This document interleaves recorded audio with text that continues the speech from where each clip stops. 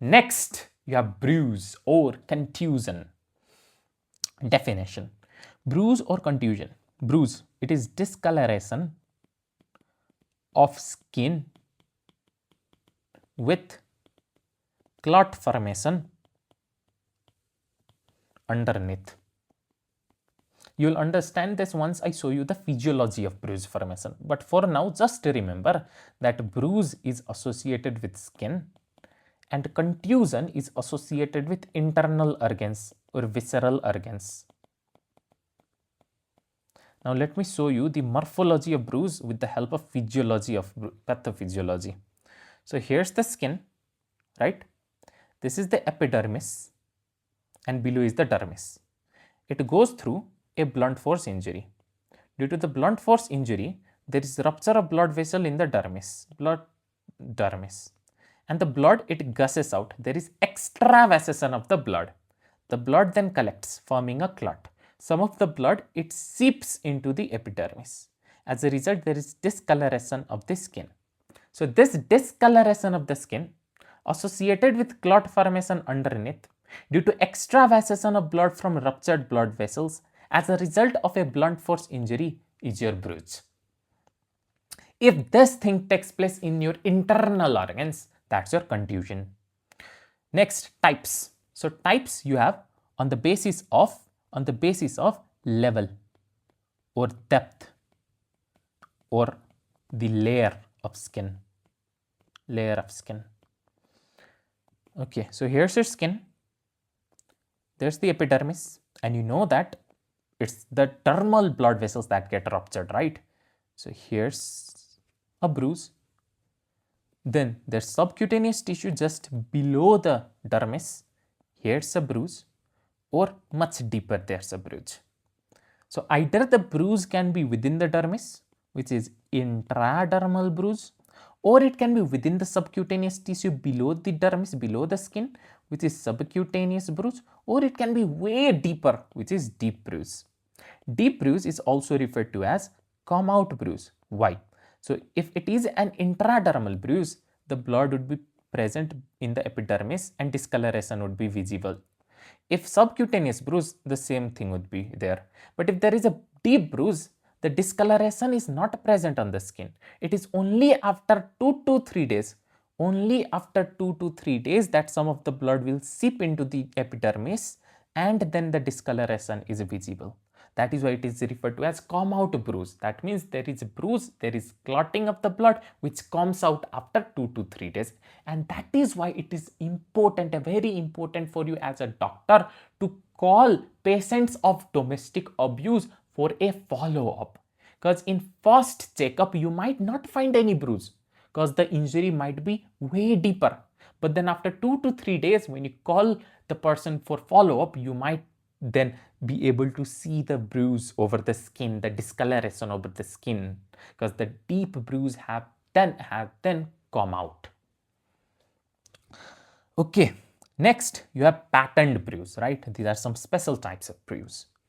Patterned bruise, what I am showing here is your tram line bruise, which is as a result of lathi or rod. Here, as the lathi strikes your skin, there is compression underneath where the blood vessel gets compressed, right? But the blood vessel does not rupture. While along the sides of the lathi, along the sides of the rod, the blood vessel gets stressed. And where it gets stressed, it gets ruptured. And that is why once the lathi is removed, just below the lathi, the skin is normal, because this is where the blood vessel was compressed and there was no rupture of the blood vessel. But along the sides of the lathi, there is bruising, because this is where the blood vessel was stressed and the blood vessel ruptured. If we take the total breadth of the injury, you can find the diameter of the lathi. Next is sixpenny bruise, which is seen in what? Which is seen in throttling. What is throttling? When I take my hand, press against your neck to asphyxiate you and kill you, that's throttling. So here's the first type of throttling, where only one hand has been used. So you can look at the bruise due to the thumb and 4 other bruise due to the rest of the 4 fingers like this. These are crescentic abrasion as a result of nail, So these are nail marks. Here, both the hands have been used to throttle the person. So there is the bruising due to one thumb of one hand, and the rest of the 4 fingers go here, and then the thumb of the other hand and the rest of the fingers of the forehand. So the tip of the fingers and the thumb, they cause bruising over the neck, while throttling referred to as sixpenny bruise. Then there's your butterfly bruise. Butterfly bruise, it's just butterfly bruise, is as a result of pinching, when you pinch the skin, right? So it can be seen in child abuse, and this can also be seen in child abuse. Here's the butterfly shaped bruise, due to pinching. Then what is this? A lot of you might be familiar, and quite a lot of you probably not, including me. This is a hickey or a love bite. This is as a result of suction over the leg during love making. And the next is a donut bruise. Donut bruise is as a result of spherical object like a cricket ball. So those are your patterned bruise. Okay, so you had the trimline bruise as a result of lathi or rod. You had sixpenny bruise due to the tip of the fingers as a result of throttling. You have butterfly bruise due to pinching, hickey or love bite due to suction, and donut bruise due to spherical object. Next, you have ectopic bruise. What are ectopic bruise? Ectopic bruise are such bruise where the impact is somewhere else, and the bruising itself is somewhere else. Let's look at some of the examples. In first, you have raccoon eyes. So raccoon eyes, where's the impact? The impact is in the head. There is head trauma. But not just head trauma that leads to bleeding below aponeurosis. As a result, when there is bleeding below aponeurosis, the blood, it eventually collects around the eyes, resulting in raccoon eyes. This is battle sign, which is as a result of middle cranial fossa fracture. It is also a sign of child abuse. Next, you have the Cullen sign, Gray Turner sign, and Fox sign. In Cullen sign, there is collection of blood around the umbilicus. Gray Turner sign, the collection of blood in the flank, and Fox sign, collection of blood in the inguinal region. This is as a result of acute pancreatitis.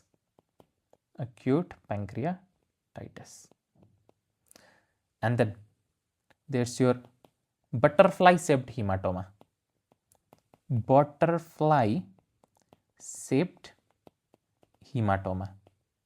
Over scrotum and perineum. This is as a result of anterior urethra fracture. Ectopic bruise. There can even be fabricated bruise with the help of some plant juices. You can search on that on your own. Next, just like aging of abrasion, you also have aging of bruise. So, very easy to understand. First, the bruise blood is red in color because it contains oxygenated hemoglobin. Then eventually, the oxygenated hemoglobin becomes deoxygenated hemoglobin. So the bruise becomes blue in color. Then there is iron that splits off the hemoglobin and collected in the form of hemosiderin. And this is brown in color. It's brown in color. Then the hemoglobin pigment is broken down to biliverdin, which is green in color. Then biliverdin is further broken down to bilirubin, which is yellow in color. And then finally, healing takes place by the end of 2 weeks. For the healing of abrasion, it took 1 week. For the healing of bruise, it takes place within or after 2 weeks. So, when the bruise is fresh, it's red in color due to oxygenated hemoglobin. When it's few hours to 3 days old, it's blue in color due to deoxygenated hemoglobin. When it is 4 to 5 days old, it is brown due to hemosiderin. And when it is 5 to 6 days old, it is green due to biliverdin or hemoitoidin. When it is 7 to 12 days old, it is yellow due to bilirubin. And by 2 weeks, it heals up. Now, how can you differentiate post-mortem hypostasis from contusion? See, contusion, bruise, same thing. Post-mortem hypostasis is after death, depending on the position of the body, there is collection of the blood due to gravity. If the body is in supine position after death, the blood gets collected over the back. If the body is hanging after death, then the blood gets collected in hands and feet due to gravity. Okay, how can you differentiate this collection of blood resulting in discoloration of the skin from discoloration of skin due to actual bruise? This is our first cause. It is due to blood vessel dilation after death. Contusion, this is due to blood vessel rupture due to blunt force injury. Location, this is in the dependent parts like the back in supine position and hand and feet in hanging position after death. This contusion can be anywhere depending on where the injury was sustained. Color, it is bluish purple in color. Well, this depends on the age of the bruise. It can either be red, blue, brown, green, yellow, dependent on age. Margin, it is clear and distinguishable. Well, this merges with the periphery. You can't demarcate the margin. Blanching is positive, blanching is negative. When you incise post-mortem hypostasis and keep it under running water, the blood washes away. But if you incise a bruise and keep it under running water, the clot does not wash away. It doesn't wash away. So with that, you are also done with bruise. Let's revise bruise then. Okay, first, what is bruise? Discoloration over the skin due to clot underneath. Bruise is associated with skin, contusion is associated with internal organs. Morphology. So there is blunt force injury that results in rupture of blood vessel inside the dermis. As a result, there is extravasation of blood and formation of clot. Some of this blood seeps into the epidermis, leading to discoloration of the skin. Then types. If it is at the level of dermis, it's intradermal. At the level of subcutaneous tissue, it is subcutaneous. Or if it is much deeper, it is deep, which is also referred to as come out bruise, because the bruise comes out and is visible over the skin after 2 to 3 days. Patterned bruise. Patterned bruise, you have tramline bruise as a result of lathi or rod. You have six-penny bruise as a result of throttling. Butterfly bruise as a result of pinching. Hickey or lob bite as a result of suction. And donut bruise as a result of spherical object. Then ectopic bruise, raccoon eyes as a result of head trauma and bleeding below the level of aponeurosis. Battle sign due to middle cranial fossa fracture, a sign of child abuse. Cullen sign, Great Tunnel sign and Fox sign as a result of acute pancreatitis. Butterfly shaped hematoma as seen in anterior urethral fracture. Fabricated bruise, aging of bruise. So first it is red in color, then blue in color, then brown in color, then green in color, then yellow in color. As per the changes that take place in the hemoglobin as time passes, it is oxygenated, then deoxygenated, then there is iron collection, hemosiderin, then there is biliverdin formation green, then bilirubin formation yellow, and then it heals up. You can differentiate postmortem hypostasis and contusion in following way. Postmortem hypostasis is due to blood vessel dilatation. Contusion is due to rupture of blood vessel due to blunt force injury. Postmortem hypotension is at dependent part, while contusion can be anywhere depending on where the injury was sustained. Postmortem hypostasis is bluish purple in color. Contusion depends on the age of the contusion. Color depends on age of the contusion.